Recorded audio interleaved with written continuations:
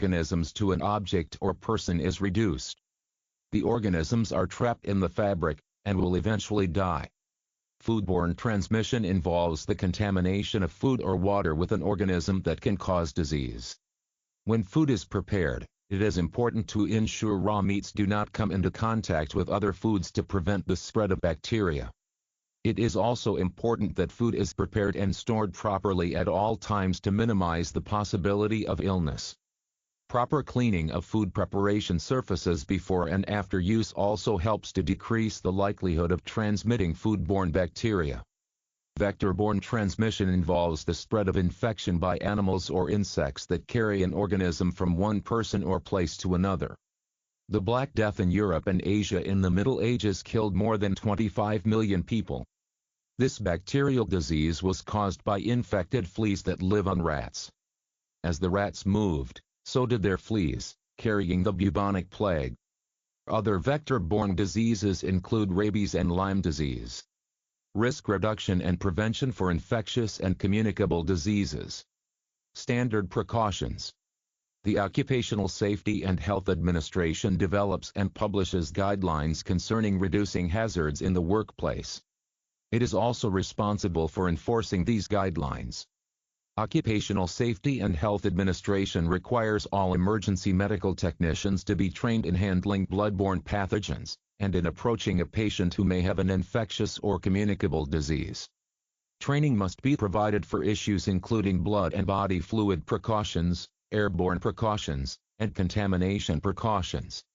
Because healthcare workers are exposed to so many different types of infections, the Centers for Disease Control developed a set of standard precautions for healthcare workers to use in treating patients. Standard precautions are protective measures designed to prevent healthcare workers from coming into contact with objects, blood, body fluids, and other potential risks that could lead to exposure to germs. The Centers for Disease Control recommendation from 2016 is to assume that every person is potentially infected or can spread an organism that could be transmitted in the healthcare setting. Therefore, you must apply infection control procedures to reduce infection in patients and healthcare personnel.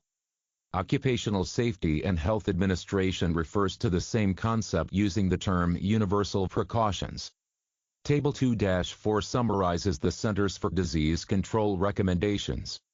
You must also notify your designated officer if you are exposed. Donning and doffing full personal protective equipment. Putting on, donning, and taking off, doffing, the full complement of personal protective equipment in a consistent sequence is essential to reduce the risk of contamination. Although there are some variations, and additional personal protective equipment used in certain situations, the most common components of personal protective equipment are a mask, eyewear or full face shield, gloves, and gown. To ensure proper donning and doffing, the emergency medical technician should have a partner observe and assist with the process. Always don the personal protective equipment in the same order based on your departmental policies. Regardless of the process used to doff personal protective equipment, the mask is the last personal protective equipment to be removed. Donning personal protective equipment. Apply the gown, and secure the ties at the neck and waist. Then put on the N95 mask, and assure there is a tight seal. Don appropriate wraparound eyewear, goggles or full face shield next, to protect your eyes. Gloves are donned last. Be sure to pull the cuffs up and over the sleeves of your gown. Doffing personal protective equipment. Remove personal protective equipment carefully to assure you do not contaminate yourself. Take off the gloves as described previously and discard. Remove eye protection from the back, tilting it forward to remove, and then decontaminate it later. Next, remove the gown by reaching around and untying it or breaking the ties. Then pull your arms out while pulling the gown inside out, being careful not to touch the contaminated side of the gown. Discard the gown, and then clean your hands with an alcohol-based hand sanitizer.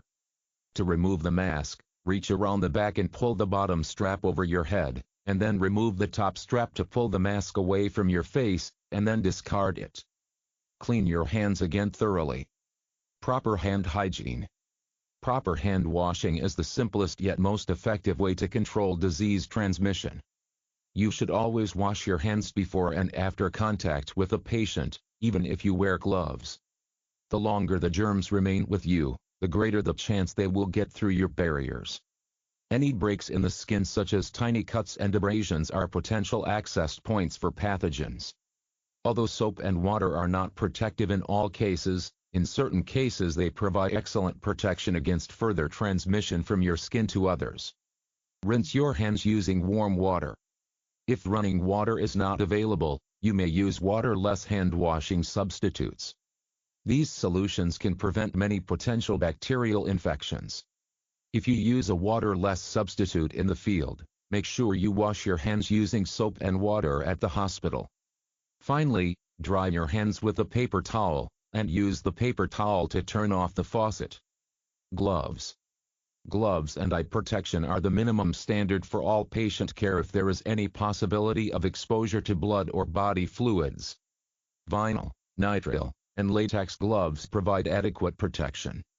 Your department may prefer one type of glove over the other, or you may have the freedom to choose for yourself. You should evaluate each situation, and choose the glove that works best. Some patients and emergency medical technicians are allergic to latex. If you suspect you are allergic, consult your supervisor for options. Vinyl gloves may be best for situations with minimal patient contact or non-sterile procedures, and nitrile or latex gloves may be best for invasive procedures where sterility is required. Change gloves if they have been exposed to motor oil, gasoline, or any petroleum-based product. Do not use petroleum jelly with latex gloves. Wear double gloves if there is substantial bleeding. You may also wear double gloves if you will be exposed to large volumes of other body fluids.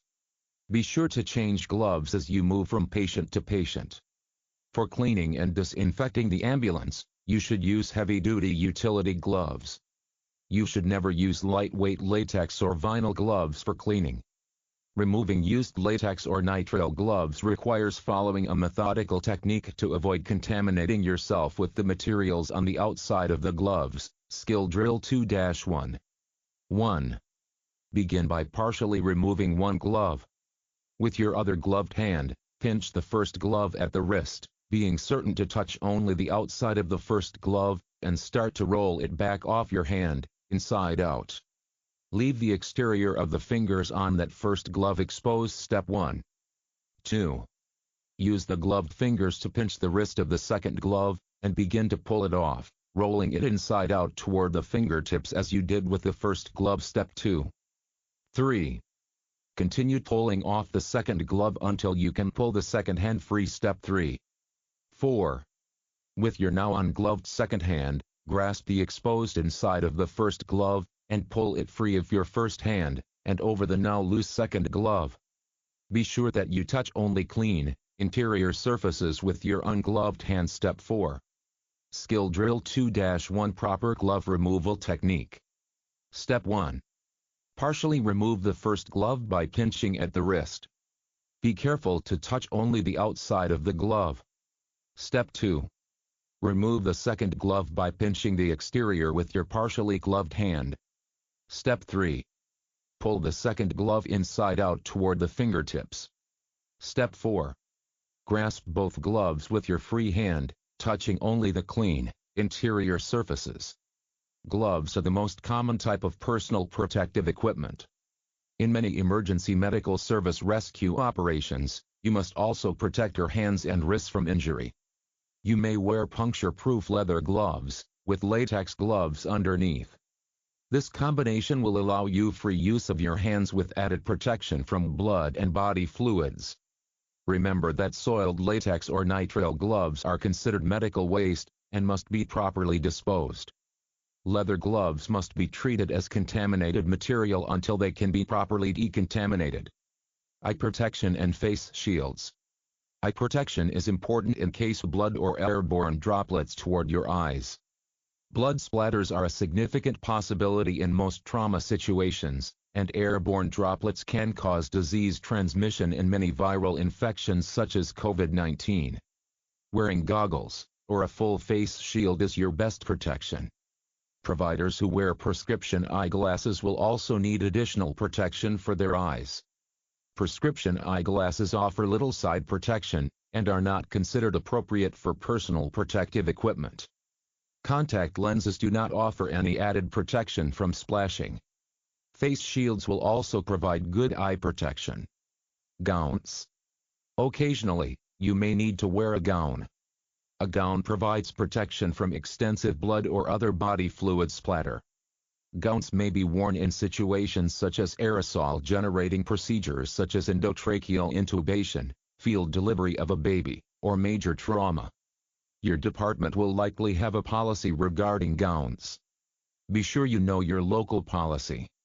There are times when a change of uniform is preferred because trying to clean off contaminants is difficult and sometimes impossible without professional cleaning and disinfection or disposing of the uniform entirely. Masks, respirators, and barrier devices. Wearing masks is a complex issue. You should wear a standard surgical mask if blood or body fluid spatter is a possibility. If you suspect a patient has an airborne or droplet spread disease such as tuberculosis or influenza, or in situations such as the COVID-19 pandemic, place a surgical mask on the patient, and a particulate air respirator, such as an N95 mask, on yourself. Protective eyewear using safety glasses with side shields, goggles, or a full face shield is also needed. If the patient needs oxygen, place a non-rebreathing mask instead of a surgical mask on the patient, and set the oxygen flow rate at 10 to 15 Lewisite per minute. Do not place a particulate respirator on the patient, it is unnecessary and uncomfortable. A simple surgical mask will reduce the risk of transmission of germs from the patient into the air. Use of a particulate respirator should comply with Occupational Safety and Health Administration standards, which state facial hair, such as long sideburns or a mustache, will prevent a proper fit. Particulate respirators must be fit tested to ensure their efficacy. Although there are no documented cases of disease transmission to rescuers as a result of performing unprotected mouth-to-mouth resuscitation on a patient with an infection, you should use a pocket mask. Neither mouth-to-mouth nor mouth-to-mask resuscitation are recommended in a situation where there is an active community spread of a virus that can be transmitted by airborne route. Bag mask ventilation is an aerosol-generating procedure that should be avoided in epidemic scenarios such as COVID-19. Remember, outside surfaces of these devices are considered contaminated after they have been exposed to the patient. You must make sure gloves, masks, gowns, and all other personal protective equipment items that have been exposed to infectious processes or blood are properly disposed of according to local guidelines. If you are stuck by a needle, get blood or body fluids in your eye, or have significant body fluid contact with the patient, immediately report the incident to your supervisor. Proper disposal of sharps. Be careful when handling needles, scalpels, and other sharp items. The spread of human immunodeficiency virus and hepatitis in the healthcare setting can usually be traced back to careless handling of sharps. Do not recap, break, or bend needles. Even the most careful providers may expose themselves through an accidental needle stick. Dispose of all sharp items that have been in contact with human secretions in approved, closed, rigid containers. Employer responsibilities. Your employer cannot guarantee a 100% risk-free environment. The risk of being exposed to a communicable disease is a hazard of your job. You have a right to know about diseases that may pose a risk to you. Remember, though, your risk for infection is not high, however, Occupational Safety and Health Administration regulations, especially for private and federal agencies, require that all employees be offered a workplace environment that reduces the risk for exposure. Note that in some states that have their own Occupational Safety and Health Administration plans, state and municipal employees must also be covered. In addition to Occupational Safety and Health Administration guidelines, other national guidelines and standards, including those from the Centers for Disease Control and National Fire Protection Agency Infection Control Standard 1581, address reducing the risk of exposure to bloodborne pathogens, disease-causing organisms, and airborne diseases. These agencies set a standard of care for all fire and emergency medical service personnel, and apply whether you are a full-time paid employee or a volunteer. It is your responsibility to know your department's infection control plan, and to use it. Establishing an infection control routine. Infection control should be an important part of your daily routine. Follow the steps in Skill Drill 2-2 to manage potential exposure situations. 1. En route to the scene, make sure that personal protective equipment is out and available. Step 1. 2. On arrival, identify and address safety hazards, then perform a rapid scan of the patient, noting whether any blood or body fluids are present. 3. Select the proper personal protective equipment according to the tasks you are likely to perform. Typically, gloves and protective eyewear will be used for all patient contacts. Step 2. A disposable gown and masks are often required during epidemic or pandemic situations, and the type of mask will depend on the transmission mode of the relevant pathogen. 4. Change gloves or remove the topmost layer of gloves if wearing multiple layers of gloves. 5. Wash hands or at the very least use hand sanitizer between patients. Don personal protective equipment as quickly as possible to minimize time spent before initiating care. Remove gloves and other gear after contact with the patient, unless you are in the patient compartment. Remember that good hand hygiene is always necessary. 6. Limit the number of people who are involved in patient care if there are multiple injuries, and a substantial amount of blood at the scene. 7. If you or your partner is exposed while providing care, try to relieve one another as soon as possible so that you can seek care, including basic first aid care such as cleaning and dressing a wound. Notify the designated officer and report the incident. This will also help to maintain confidentiality for both the patient and for you. Skill Drill 2-2 Managing a Potential Exposure. Step 1. En route to the scene, make sure that personal protective equipment is out and available. Step 2. On arrival, identify and address safety hazards, then perform a rapid scan of the patient, noting whether any blood or body fluids are present. Select the proper personal protective equipment according to the tasks you are likely to perform. Typically, gloves and protective eyewear will be used for all patient contacts.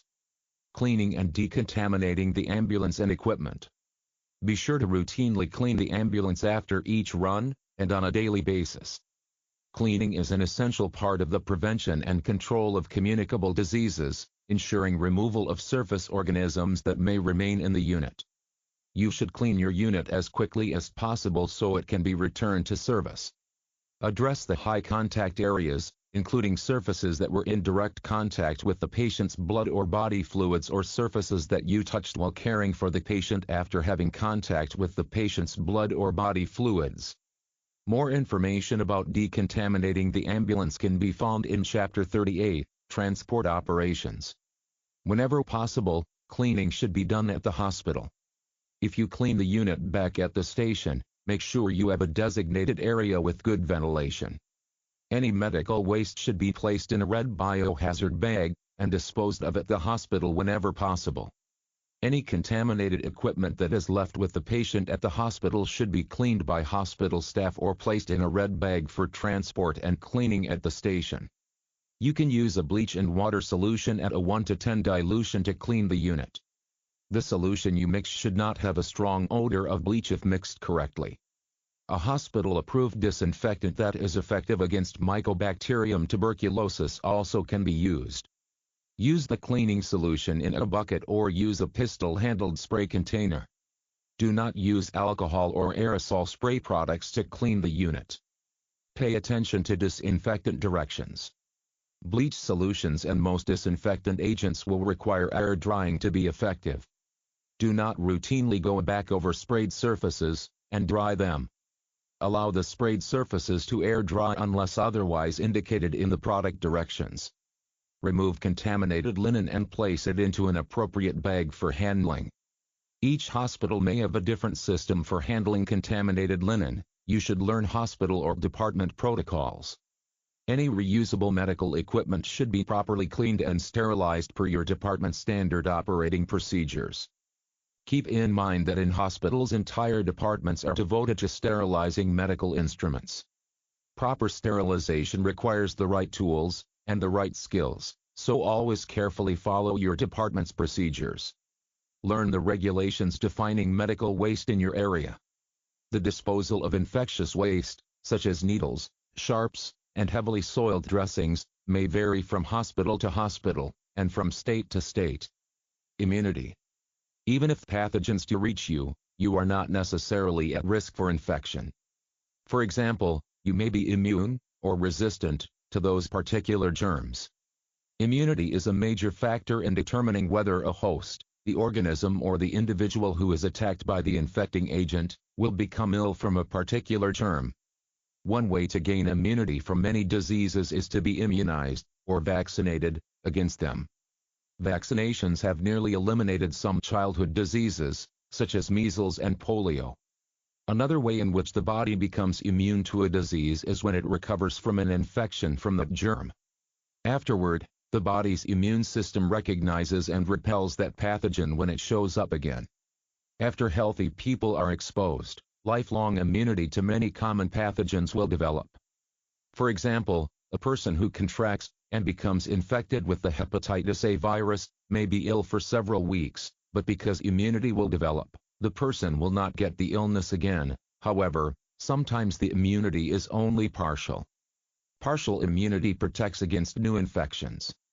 But pathogens that remain in the body from the first illness still may be able to cause the same disease again when the body is stressed or has some impairment in its immune system. For example, tuberculosis can cause a mild, unnoticeable infection before the body builds up a partial immunity. If the infection is never treated, the infection may be reactivated when immunity is weakened. However, these people are protected against a new infection from another person. Humans seem unable to mount an effective immune response to some infections, such as human immunodeficiency virus, which is an infection with the human immunodeficiency virus that can progress to acquired immunodeficiency syndrome. Although hepatitis A immunization is not required by Occupational Safety and Health Administration, you may want to be vaccinated as a preventive measure. Hepatitis A vaccination is not necessary if you have had hepatitis A in the past. All these vaccines are effective and rarely cause side effects. Remember, germs that cause no symptoms in one person may cause serious illness in another. Immunizations. As an emergency medical technician, you are at risk for acquiring an infectious or communicable disease. Using basic protective measures can minimize the risk. You are responsible for protecting yourself, so take an active role in achieving that goal. Prevention begins by maintaining your personal health. Annual health examinations should be required for all emergency medical service personnel. A history of all your childhood infectious diseases should be recorded and kept on file. Childhood infectious diseases include chickenpox, mumps, measles, rubella, and whooping cough. You must be immunized against these diseases unless you already have the disease or have previously been vaccinated against it. Occupational Safety and Health Administration has developed requirements for protection from occupational exposure to blood-borne pathogens and needle sticks.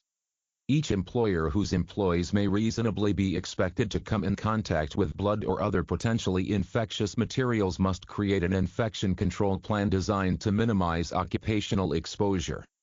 As part of these requirements, employers are required to offer the hepatitis B vaccine at no cost to employees with risk of occupational exposure.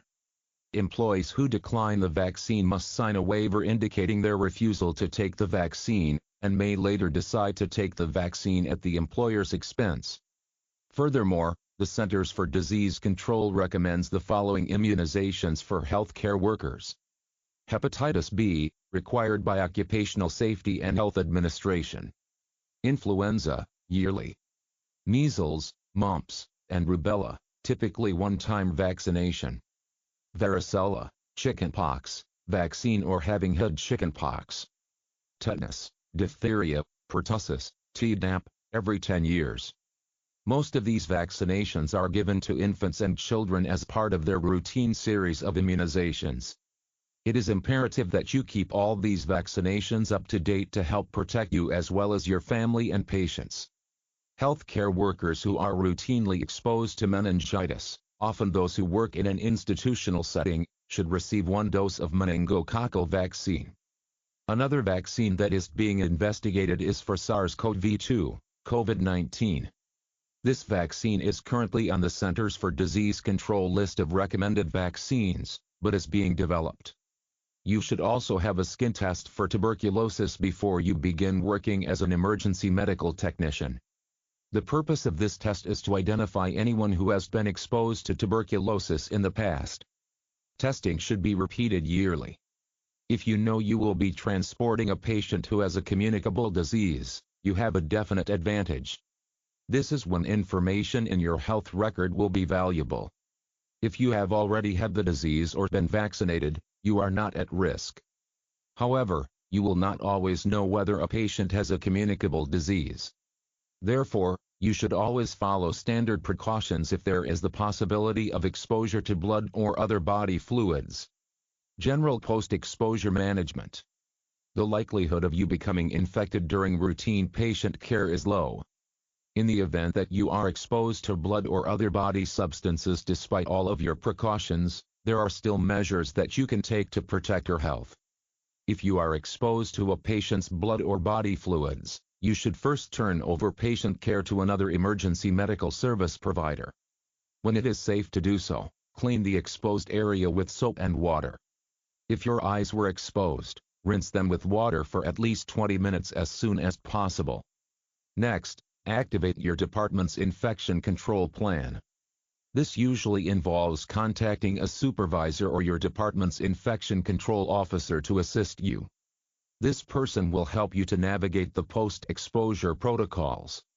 You will need to be screened to determine whether there was a significant exposure to possible bloodborne pathogens. Just because you were exposed to a patient's blood or body fluids does not mean that there is a risk of infection. Typically, you will need a follow-up evaluation by a physician to determine whether a significant exposure occurred. If the exposure was significant, blood may be drawn from both you and the patient to determine whether any infectious agents were present. You will have to complete an exposure report. Questions in the report may include: when did the event happen? What were you doing when you were exposed? What personal protective equipment were you wearing? What did you do after you were exposed?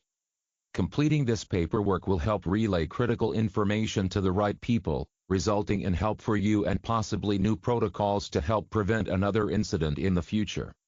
Time is important. If you are exposed, let your supervisor or infection control officer know immediately. Some diseases will act quickly, whereas others may lay dormant for a long time.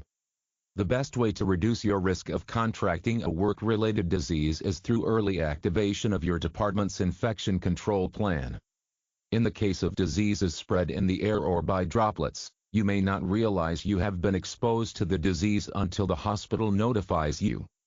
If you were wearing full personal protective equipment including gloves, gown, eye protection, and N95 mask, no further follow-up may be needed.